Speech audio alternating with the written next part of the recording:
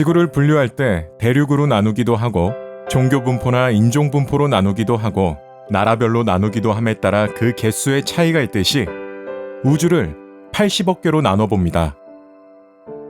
각 소우주에는 각 차원별로 헤아릴 수 없이 수많은 에너지적 존재가 있을 것입니다. 쉽게 말해 지구에서 일어나는 모든 자연현상은 에너지에 의한 것이며 이 모든 에너지를 이루는 헤아릴 수 없이 수많은 작은 에너지를 다양한 차원의 영적 존재들이라고 가정합니다. 인간도 죽으면 자연으로 돌아가서 작은 에너지를 이룰 것이므로 이해 못할 이유는 없을 것입니다.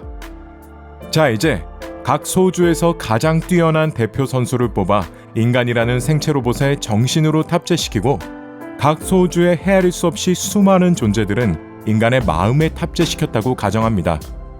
영화 인터스텔라를 보신 분이라면 5차원 이상에서는 시간과 공간의 제약이 없으니 그런 존재들은 내 몸과 우주에 동시에 존재가 가능하겠죠. 이로써 인간이라는 존재는 지구에서 얻은 육체를 매개체로 하여 하나의 소우주를 한 몸에 담고 있게 됩니다. 이렇게 지구에는 80억 개의 소우주가 80억 명의 인간에게 담겨서 무언가를 이루어내기 위해 바둑판의 바둑알처럼 움직이고 있습니다. 인간은 예로부터 영웅들이 나타나 세상을 무력으로 통일하려고도 하였고 성인들이 나타나 세상을 교화로서 통일하려고도 하였습니다. 그러나 모두 실패로 돌아갔고 현재에는 국가적, 종교적, 정치적, 이념적 등으로 서로들 싸우고 헐뜯고 배척하고들 있습니다.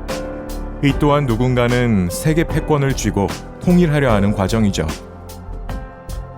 앞서 말씀드린 소우주의 가설에 따르면 두 명의 인간이 한마음 한뜻이 되면 두 개의 소우주가 통일이 될 것이고 모든 인간들이 한마음 한뜻이 되면 모든 소우주가 통일이 될 것입니다. 이 말은 곧 지구에서 모든 사람들이 한 집안이 되면 그와 동시에 온 우주가 한 집안이 된다는 결론과 같습니다. 공자 선생께서 말씀하신 대학의 핵심은 경물, 치지, 성의, 정심, 수신, 재가, 치국, 평천하 순서의 8개 항목입니다. 그 끝은 평천하, 즉 세상을 통일하고 모두 한마음 한뜻이 되는 대동세계를 만들자는 목표였습니다. 그리고 그 방법으로 대학 지도는 재명명덕하며 재신민하며 재지어지선이라, 즉 인간의 가장 큰 공부인 대학의 길은 밝은 덕을 더욱 밝게 함에 있으며 백성을 더욱 새롭게 함에 있으며 지극히 선함에 머물게 함으로써 이룰 수 있다는 것입니다. 석가모니 부처님의 용화세계, 예수님의 새하늘 새 땅 모두 그 가르침 또한 그 문화와 시대적 배경, 언어에 따라 달리 표현되었을 뿐이지 다르지 않다고 봅니다. 모든 성인들이 하늘에 떠있는 둥근 보름달을 보고 모두 모여 마음이 밝아지고 한마음이 되어 즐겁게 달맞이를 하라고 손가락으로 가르쳤는데 인간들은 다들 그 손가락 끝만 바라보며 나는 공자고 나는 부처고 나는 예수라며 서로 다르다고 배척하고 싸우고 있는 것이 현실입니다. 이에 정답은 아니지만 인간의 숙제를 해결할 하나의 작은 해답을 제시해보려 합니다. 그러기 위해 예로부터 전해 내려오는 이야기 2가지를 먼저 말씀드리겠습니다. 첫 번째 이야기, 중국 고대 삼황 5제 중 순임금의 일화. 어느 날 이웃나라에서 두 농부가 밭고랑을 두고 서로 자기 땅이라고 싸우기를 조상 대대로부터의 이야기를 해도 끝이 나지를 않았습니다. 두 농부는 결국 이웃나라에 순임금이라는 성군이 있다던데 가서 이 밭고랑이 대체 누구 땅인지 따져 물어보자고 합의했습니다. 보찜을 메고 순임금의 나라에 들어서자마자 두 농부가 싸우고 있는 것이었습니다. 가만히 보니 논두랑을 두고 서로 상대방 땅이라고 싸우는 것이었습니다. 이 장면을 목격한 두 농부는 곧 잘못을 뉘우치고 부끄러워 돌아갔다고 합니다. 순임금 한 사람의 덕행이 나라를 평온케 하고 이웃나라에서 고개 숙여 배워가기까지 해서 평천하가 저절로 되었다는 이야기입니다. 무력과 강권으로 상대를 제압하여 천하를 통일하려고 하는 세상과는 비교됩니다. 이 이야기는 옛날 사람들이 후손들이 좋은 세상에 살기를 염원하면서 반만년을 이어내려온 이야기입니다. 두 번째 이야기, 우리나라 전래동화 흥부와 놀부 이야기. 부모님이 돌아가실 때 장자인 놀부에게 전 재산을 물려주고 흥부를 돌봐달라고 부탁을 하였습니다. 하지만 놀부는 전 재산을 독차지하고 흥부를 박대하고 내쫓았습니다. 그럼에도 불구하고 흥부는 어진 마음으로 놀부를 끝까지 형님 대우를 극진하게 했고 원망하지도 않았습니다. 이에 하늘에서 권선징악으로 흥부에게는 복을 내리고 놀부에게는 벌을 내렸죠. 그러나 흥부는 또 어진 마음으로 쫄딱 망한 놀부에게 재산을 나누어주고 형님으로 극진하게 모시니 이에 놀부는 변치 않는 흥부의 마음에 진한 과오를 뉘우치고 두 형제가 사이좋게 오래오래 살았답니다로 결말을 맺습니다. 세상 사람 모두가 흥부를 바보 같다고 생각하고 그런 작은 마음에 별 관심도 가지지 않을 것입니다. 그러나 흥부는 남들이 갖추려 하지 않고 별 관심도 없는 그 어진 마음 하나만으로 작은 지상천국을 이루었으며 돌아가신 부모님의 바램을 이루었으며 하늘에서도 기쁘게 만들었고 권선징악을 행한 천지신명도 밝아지게 만들어 천지인 모두가 행복하고 즐거워하고 밝아지게 만들었으니 우주간에 가히 인간이 만물의 영장임이 흥부를 통해서 증명되었습니다. 이 이야기는 옛날 사람들이 후손들이 좋은 세상에 살기를 염원하면서 수백 년을 이어내려온 이야기입니다. 지금까지는 컴퓨터는 1과 0으로 참과 거짓을 분별해왔고 사람도 옳고 그름으로 정의를 분별해왔습니다.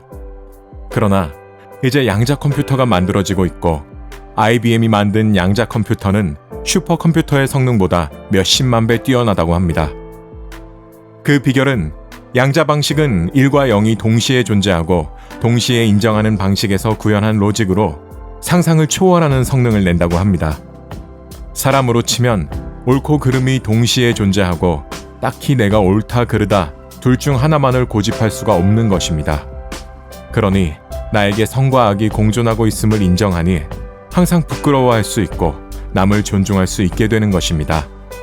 허물을 벗고 굴레에서 탈피해서 이것을 할 수 있는 사람은 기존에 묶은 정의롭다는 사람들보다 겹치든 화합이든 모든 상상을 초월할 정도의 고성능으로 일처리를 할 수 있을 것입니다. 시대가 이제 이렇게 흘러가니 사람들도 하루빨리 자연의 변화에 순응하여 고성능 인간이 되어야 할 것입니다. 이 두 가지 이야기에는 플라톤의 이데아와 소크라테스의 철학이 담겨 있고 공자 선생의 염원이 담겨 있고 불경의 핵심 사상이 담겨 있고 성경의 가르침이 담겨 있고 현대 물리학의 양자역학의 핵심 이론이 담겨 있다고 생각합니다. 이 두 가지 이야기는 대학 상장에 경물 치지, 성의 정심, 수신 재가, 치국 평천하를 이루는 근간의 이야기입니다.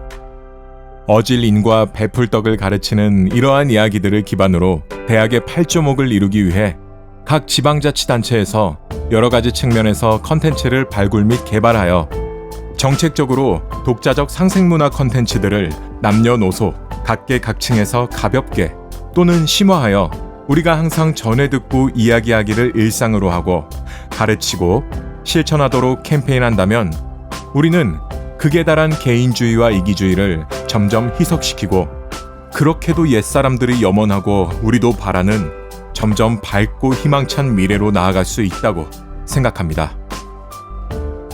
흥부전의 이야기는 미국 교과서에서도 소개한 바 있다고 합니다. 그만큼 가장 잘 사는 나라도 도덕성의 결여로 점점 문제가 심각해지고 있다는 이야기입니다. 우리가 도덕 교과서에서 여러 이야기를 다루고 있지만 점점 사회는 극악무도하게 변해가고 있습니다. 단순히 교과서의 지식으로만 다룰 것이 아니라 이제는 지역민의 가치관으로 삼고 대대적으로 캠페인을 벌여서 모두가 자긍심을 갖게 해야 할 때입니다.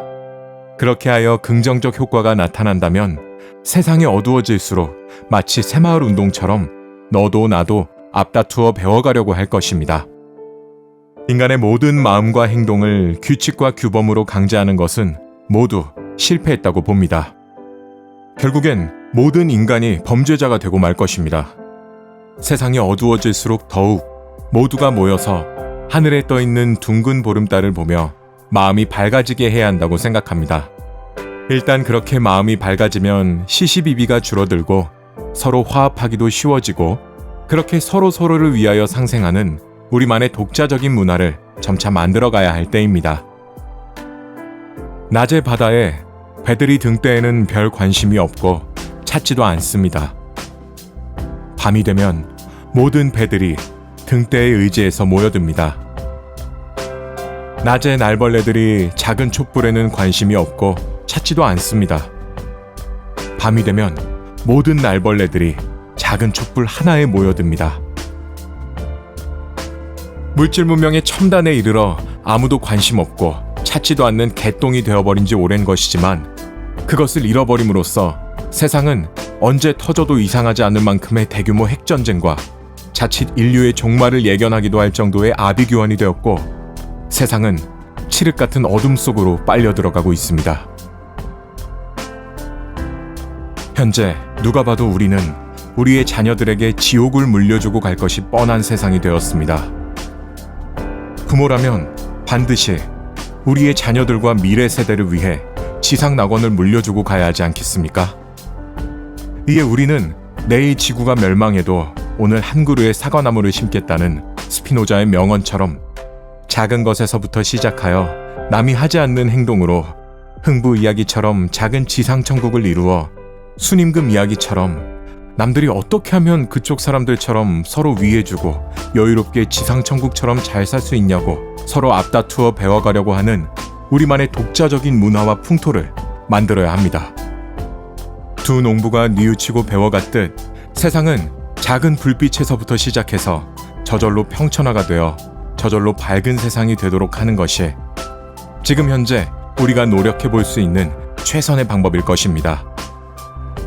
그렇게 내 스스로가 밝아지고 밝은 덕을 더욱 밝게 하고 백성을 더욱 새롭게 하여 지극한 선에 머물게 할 수 있도록 노력하는 것이 인간이 가지고 온 숙제이며 가장 큰 공부이며 곧 대학입니다. 다음 편에서는 대한민국이 다가올 미중 패권 전쟁에서 피해를 최소화하고 세계의 중심 국가로 우뚝 설 수 있는 구체적이고 명확한 방법에 대해서 지금까지의 내용을 토대로 설명해 올릴까 합니다. 감사합니다.